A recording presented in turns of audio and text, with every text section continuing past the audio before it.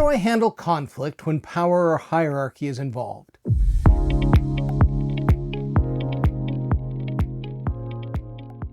Conflict changes when power enters the room. It's one thing to work through a disagreement with a peer. It's something very different when your boss or someone who reports to you, or a physician, or an administrator, or anyone where the stakes feel uneven. All of a sudden, it's not just about the issue. It's about risk. I'm Carl Piester. For more than 3 decades, I've worked with leaders in environments where hierarchy is real. Healthcare systems, executive teams, and organizations where titles carry weight and decisions have consequences. And here's what I've learned. Most people don't struggle with conflict because they don't know what to say. They struggle because they're trying to manage the risk that comes with saying it. So what changes with power? When hierarchy is involved, people start doing calculations. How can I say this? How will this be received? What happens if this goes poorly? So they soften the message, they delay the conversation, or they avoid it altogether. Not because they don't care, because they're trying to protect themselves. So what's the real problem? The problem is not the hierarchy. The problem is what happens to the conversation because of it. Clarity gets replaced with caution, honesty gets replaced with politeness, and the issue never actually gets addressed. That's where conflict stays stuck. So start here. Get clear on the purpose. Before you walk into a conversation where power is involved, ask yourself one question. What is the purpose of this conversation? Not what you want to say. No. Not what you want to say, not how you feel about it, but what needs to be understood or resolved. That clarity becomes your anchor, and you don't let go of that anchor. Because when the conversation starts to feel uncomfortable, and it will, you have something to come back to. Another important point is separating the person from the role. One of the most helpful shifts is this. You are not talking to a title.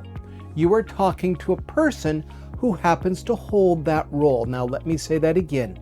You are not talking to a title. You are talking to a person who happens to hold that role. When you collapse those two together, the conversation becomes intimidating. When you separate them, it becomes manageable. But they still have authority, but they're also human. And like anyone else, they respond to clarity, respect, and structure. So adjust your approach, not your integrity. This is important. Handling conflict across hierarchy does not mean you say less. It means you say it with more thought and with more intention. You may need to be more precise, more thoughtful about timing, more aware of how your message lands. The goal is not to avoid the issue. The goal is to bring it forward in a way that actually can be heard. Now, if you're the one with power, there's another side to this. If you're in the position of authority, you have more impact than you think. People are watching how safe it is to speak around you. Do you invite input? Do you listen without shutting input down? Do you respond in a way that encourages honesty or discourages it?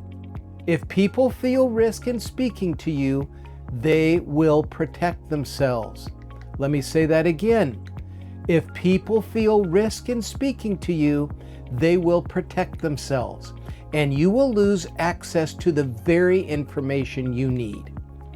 So here's a simple structure. When power is involved, keep the conversation grounded. Start with a purpose, stay with observable facts, ask for perspective, be clear about what needs to happen next. This keeps the conversation out of emotion and inside something both people can work with. So some final thoughts here. Hierarchy doesn't eliminate conflict.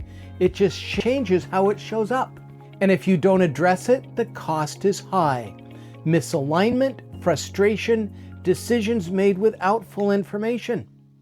So if you're facing a conversation where power is part of the equation, don't avoid it. Bring structure to it, because when you do, even difficult conversations become manageable and progress becomes possible. If you've been following along in this series, you now have a way to think about conflict that most people do not. Before we finish today, let me leave you with one thought. Leadership often shows up most clearly during difficult conversations. If that's something you face in your role, we've created a free guide called Influence Under Pressure, the Leader's Guide to Difficult Conversations. It walks through a practical approach to handling those high-stakes moments well.